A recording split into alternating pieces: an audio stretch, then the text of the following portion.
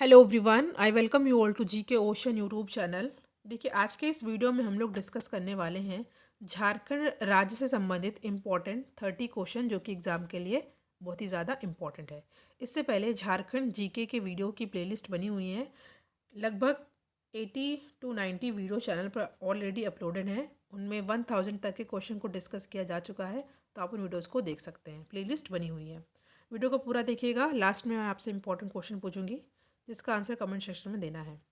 तो आज का हमारा पहला क्वेश्चन है, भूमि सुधार अधिनियम 1950 द्वारा झारखंड में भूमि संबंधित क्या परिवर्तन हुए हैं। आपके सामने यहाँ पे 4 ऑप्शन दे रखा है। पहला दिया रखा है जमींदारी उन्मूलन किया गया, सही है। दूसरा है भूमि का स्वामित्व सरकार के हाथों में चली गई है, ये भी सही है। तीसरा है निजी स्वामित्व बरकरार रखी गई है, ये भी सही है। और चौथा है सरकार के प्रतिनिधि राजस्व संग्रहण करने लगे। तो चारों ही ऑप्शन हमारा सही है, तो यहाँ पे जो सही हो जाएगा option number D is the correct answer. Next question है आपके सामने, झारखंड में अधिनियम 1950 लागू होने के बाद भूईहरी एवं मुंडारी खूट कट्टीदारी जमीन का लगान संग्रह किसके हाथों में चली गई। तो जो सही आंसर है ये है ऑप्शन नंबर डी, भूईहरीदार और मुंडारी खूट कट्टीदार के पास। ठीक है, तो यहाँ पे डी हो जाएगा हमारा सही आंसर। देखिए, थैंक्स बटन जो है चैनल पर जो है अटैच्ड हो गया है, तो आप लोग चैनल को सपोर्ट करने के लिए थैंक्स बटन बाय कर सकते हैं। ठीक है, वीडियो के जस्ट नीचे आपको दिख जाएगा। और वीडियो आपके लिए हेल्पफुल हो तो वीडियो को लाइक भी ज़रूर करिएगा। नेक्स्ट क्वेश्चन है आपके सामने, झारखंड अभिधारी होल्डिंग अधिनियम 1973 की धारा 14 में कौन सा प्रावधान है। ठीक है, यहाँ पे आपके सामने 4 ऑप्शन दे रखा है, तो इसका मैं सीधा आंसर बता देती हूँ। इसका आंसर हो जाएगा भू हस्तांतरण के बाद नामांतरण या दाखिल खारिज का प्रावधान। ठीक है, option number A is the correct answer. Next question है, नगर भूमि अधिकतम सीमा तथा विनिमय अधिनियम 1976 कब से विलोपित कर दिया गया। ये क्वेश्चन इंपॉर्टेंट है और जो सही आंसर है ये है ऑप्शन नंबर ए, 24 जनवरी 2011। ठीक है, फोर्थ क्वेश्चन है आपके सामने, झारखंड भूमि अधिकतम सीमा अधिनियम 1961 के तहत कौन सी कार्यवाही पूर्ण नहीं है। ठीक है, यहाँ पे आपके सामने 4 ऑप्शन दे रखा है। पहला है भू धारकों से अर्जित अधिक जमीन का अर्जन करना, भूमिहीन परिवारों में वितरण का प्रावधान। तीसरा है अधिशेष भूमि का वितरण कुछ जिलों में बाकी है। तो जो पूर्ण नहीं है ये आपसे पूछा है, तो ये सभी हैं। जो नहीं हो जाएगा ये होगा ऑप्शन नंबर डी, और ऑप्शन नंबर डी ही है हमारा सही आंसर, जो कि है अधिशेष भूमि का वितरण सभी जिलों में पूर्ण है। तो D is the correct answer. नहीं पूछा है इसलिए ध्यान दीजिएगा। 6 क्वेश्चन आपके सामने, झारखंड लोक भूमि अतिक्रमण अधिनियम 1956 में परिभाषित भूमि कौन सी है। There is 4 option given. First is नगर प्राधिकरण की नगर निगम प्राधिकार की भूमि, सरकारी विभागों की भूमि, अर्जित भूमि या रेती जमीन का अतिक्रमण। तो जो सही आंसर रहेगा ऑप्शन नंबर सी यहाँ पे है, और यहाँ पे पहला, दूसरा और तीसरा, यानी कि दिस दिस एंड दिस। ठीक है, चौथा नहीं होगा, तो यहाँ पे ऑप्शन नंबर सी हो जाएगा सही आंसर। इंपॉर्टेंट है, याद कर लीजिएगा कि झारखंड लोक भूमि अतिक्रमण अधिनियम 1956 में परिभाषित भूमि कौन कौन सी है। निगम प्राधिकार की भूमि, सरकारी विभागों की भूमि और अर्जित भूमि। ठीक है, C is the correct answer. 7th question है आपके सामने, झारखंड भूदान यज्ञ अधिनियम 1950 के अंतर्गत भूमि दानों को किस धारा के द्वारा संपुष्ट नहीं किया जाता है। तो जो सही आंसर है, धारा पूछी गई है तो ये है धारा 12वीं। ठीक है, option number C is the correct answer. 8th question है आपके सामने कि झारखंड विशेष अधिकृत व्यक्ति वास भूमि 1947 के अंतर्गत प्रिविलेज लोगों को वास के लिए किस तरह की भूमि पर पर्चा देने का प्रावधान है। ठीक है, तो जो सही आंसर है इसका ऑप्शन नंबर ए, जमीन पर विशेष अधिकृत रैयत पहले से वास करते हो। तो option number A is the correct answer. 10वां प्रश्न है, खास महल मैनुअल 1953 के अंतर्गत अधिकृत जमीन के नए लीज और अंतरण की अनुमति में किसकी सहमति आवश्यक है। इंपॉर्टेंट क्वेश्चन है, तो जो सही आंसर है यह है ऑप्शन नंबर सी, राजस्व विभाग। ठीक है, option number C is the correct answer. Next question है, भू अर्जन अधिनियम 2013 के अंतर्गत सामाजिक प्रभाव मूल्यांकन के लिए राज्य सरकार ने किसे अधिकृत किया है। तो ये किया है विश्वविद्यालय यानी यूनिवर्सिटी को। तो option number D is the correct answer. ठीक है। 12th क्वेश्चन आपके सामने, भू अर्जन अधिनियम 2013 के अंतर्गत सभी जिलों में पुनर्वासन एवं पुनर्व्यवस्थापन के लिए किसे अधिकृत किया है? 4 ऑप्शन आपके सामने दे रखा है। तो जो सही आंसर ये है अपर समाहर्ता। तो C is the correct answer. Next important question है, छोटा नागपुर काश्तकारी अधिनियम 1908 किस प्रमंडल में लागू है? कोल्हान, पलामू, उत्तरी छोटा नागपुर या दक्षिणी छोटा नागपुर?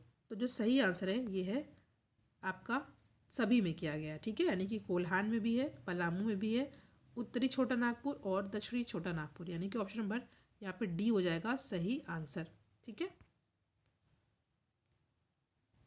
क्वेश्चन आपके सामने, अंग्रेजों द्वारा भूई हरी जमीन तैयार करने का काम कब शुरू करवाया गया था? तो जो सही आंसर 1880। ठीक है, C is the correct answer. Next है, 1869 में छोटा नागपुर भूघृति यानी कि टेन्योर अधिनियम बंगाल काउंसिल के द्वारा अधिनियमित कानून के अंतर्गत किस भूमि को शामिल करते हुए काश्तकारी और भूघृति को परिभाषित किया गया? तो जो सही आंसर ये है क्या है, भूई हरी भी है, मजहस भी है, बेट खेता भी है, यानी कि ऑप्शन नंबर डी है सही आंसर। नेक्स्ट है, छोटा नागपुर काश्तकारी अधिनियम गवर्नर जनरल द्वारा कब अधिनियमित की गई? तो ये की गई है 1908 में, यानी कि ठीक है, ऑप्शन नंबर डी है सही आंसर। नेक्स्ट क्वेश्चन है, छोटा नागपुर काश्तकारी अधिनियम 1908 के अंतर्गत निम्नलिखित में से कौन सही है? अध्याय 19 अध्याय, 271 धाराएं और 2 अनुसूचियाँ। तो सही है, यानी कि तीनों ही सही है। तो ऑप्शन नंबर डी है सही आंसर। ध्यान दीजिएगा, आज के क्वेश्चन थोड़ा ट्रिकी है तो आपको सभी को अच्छे से याद कर लेना है। ठीक है, 17 का आंसर हो जाएगा ऑप्शन नंबर डी। नेक्स्ट है, छोटा नागपुर काश्तकारी अधिनियम 1908 के अंतर्गत भूधारक कौन सी धारा के अंतर्गत आते हैं? तो ये जो धारा है ये क्या क्या है? धारा 9 से लेकर 15 तक। ठीक है। नेक्स्ट इज छोटा नागपुर काश्तकारी अधिनियम। देखिए, अधिनियम का जो साल है ये आपको याद कर लेना है, के अंतर्गत अधिभोगी रैयत की किन धाराओं को परिभाषित किया गया है? तो जो सही है यह है धारा 16 से लेकर धारा 20। नेक्स्ट है, छोटा नागपुर काश्तकारी अधिनियम 1908 के अंतर्गत अधिभोगी रैयत का लगान वृद्धि करने की शक्ति किन धाराओं में है? तो यह है धारा 25 से 30। अभी कुछ क्वेश्चन ऐसे ही होंगे। तो नेक्स्ट है, धारा से संबंधित क्वेश्चन ये भी है, छोटा नागपुर काश्तकारी अधिनियम 1908 के अंतर्गत अधिभोगाधिकार के प्रावधान किन धाराओं में है? तो जो सही आंसर है ये है धारा 21 से 24। नेक्स्ट है, छोटा नागपुर काश्तकारी अधिनियम 1908 के अंतर्गत लगान में कमी के लिए उपायुक्त के पास आवेदन किस धारा के तहत भेजा जा सकता है? ये इंपॉर्टेंट है। तो जो सही आंसर है धारा 34। ठीक है, धारा 34 के अंतर्गत क्या किया जाता है कि जो है यहाँ पे लगान में कमी के लिए उपायुक्त के पास आवेदन जो है धारा 34 के अंतर्गत भेजा जा सकता है। नेक्स्ट है, छोटा नागपुर काश्तकारी अधिनियम 1908 के अंतर्गत खूट कट्टी अधिकार युक्त रैयत का अर्थ किस धारा में है? ये बताया गया है धारा जो है आपका धारा 7 में। तो ऑप्शन नंबर डी हो जाएगा यहाँ पे हमारा सही आंसर। नेक्स्ट है, छोटा नागपुर काश्तकारी अधिनियम 1908 के अंतर्गत खुटकारी, आई थिंक ये क्वेश्चन रिपीट हो गया है हमारा, सेम क्वेश्चन है, तो डी हो जाएगा सही आंसर। अगला प्रश्न है आपके सामने, सेम छोटा नागपुर काश्तकारी अधिनियम 1908 के अंतर्गत मुंडारी खुट्टीदार का अर्थ किस धारा में बताया गया है? तो ये है धारा 8। नेक्स्ट है, सेम ही है, इसमें क्या बताया, क्वेश्चन पूछा गया है कि अधिनियम 1908 के अंतर्गत भू धृतियों के कतिपय अंतरणों का रजिस्ट्रीकरण किस धारा के अंतर्गत होता है? तो ये होता है धारा 11 के अंतर्गत। नेक्स्ट है, छोटा नागपुर काश्तकारी अधिनियम 1908 के अंतर्गत कतिपय भूहरों का लगान वृद्धि के लिए दायी न होना किस धारा में दर्शाता है? तो ये दर्शाता है धारा 11 के अंतर्गत।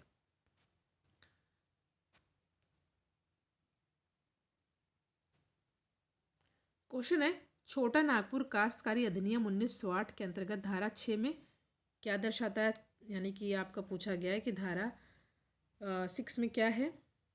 तो 4 ऑप्शन आपके सामने दे रखा है and the correct answer is option number C, रैयत का अर्थ। ये क्वेश्चन इंपॉर्टेंट है, ठीक है।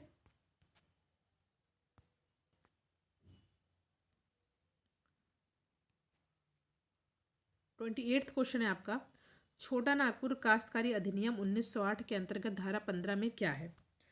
तो इस क्वेश्चन का सही आंसर मैं डायरेक्ट बता देती हूँ। इस क्वेश्चन का सही आंसर है भू स्वामी के अधिकारों की व्यावृत्ति।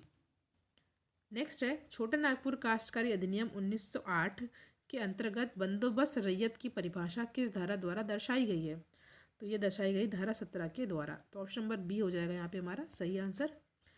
30वां क्वेश्चन है आपके सामने, छोटा नागपुर काश्तकारी अधिनियम 1908 के अंतर्गत कतिपय दशाओं में भूइहारों तथा मुंडारी खूट कट्टीदारों का बंदोबस्त रैयत होना किस धारा में लिखित है। तो ये धारा 18 में है। देखिए धाराएं आपको याद कर लेनी, क्वेश्चन में पूछा जा सकता है। क्वेश्चन है सेम ही है, छोटा नागपुर काश्तकार अधिनियम 1908 के अंतर्गत धारा 21 का में क्या प्रावधान है। ठीक है, ये आपसे पूछा गया है। तो जो सही आंसर है ये है वृक्षों के अधिभोगी रैयत का अधिकार। ठीक है, ये इंपॉर्टेंट है, ऑप्शन नंबर बी है सही आंसर।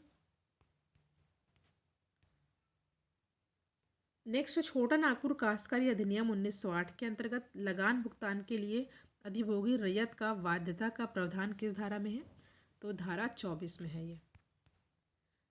देखिए मैंने आपसे कहा था एक क्वेश्चन मैं आपसे पूछूंगी जिसका आंसर आपको कमेंट सेक्शन में देना है। तो क्वेश्चन है CNT एक्ट 1908, इसका शॉर्ट फॉर्म दे रखा है, के अंतर्गत लगान में कमी के लिए उपायुक्त के पास आवेदन किस धारा के तहत दिया जा सकता है। इसका आंसर आप लोग कमेंट सेक्शन में दीजिएगा। ये कुछ इंपॉर्टेंट क्वेश्चन जो थे आपके लिए हैं और इसको देखिएगा, अच्छे से याद कर लीजिएगा, और जो पहले की वीडियो बने हैं उनको भी आप देख सकते हैं, आपके एग्ज़ाम के लिए इंपॉर्टेंट है।